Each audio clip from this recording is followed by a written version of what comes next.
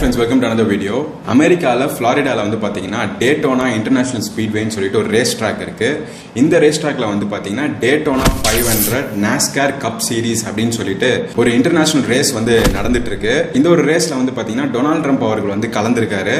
First லேப்பை வந்து அவரோட Beast கார்லயே வந்து கம்ப்ளீட் பண்ணிட்டு அடுத்த லேப்ல இருந்து அவங்க வந்து ரேஸ் ஸ்டார்ட் பண்ணிருக்காங்க. இந்த ரேஸ் வந்து மோஸ்ட் ப்ரெஸ்டீஜியஸ் ரேஸ்ன்னு சொல்லப்படுது.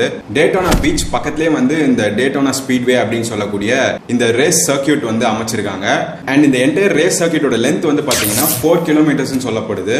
அண்ட் இங்கே வந்து பாத்தீங்கன்னா டாப் ஸ்பீட் வந்து நல்லாவே அச்சீவ் பண்ணலாம். இந்த நாஸ்கார் கப் சீரிஸ் அப்படின்னு சொல்லக்கூடிய இந்த ரேஸ் வந்து துபாயில வந்து நம்ம தல அஜித் வந்து பார்ட்டிசிபேட் பண்ணாரு பாருங்க, 24H என்டியூரன்ஸ் ரேசிங் மாதிரி. அந்த மாதிரி ஒரு டைப் ஆஃப் ரேசிங் தான் வந்து இந்த நாஸ்கார் கப் சீரிஸ் சொல்லப்படுது.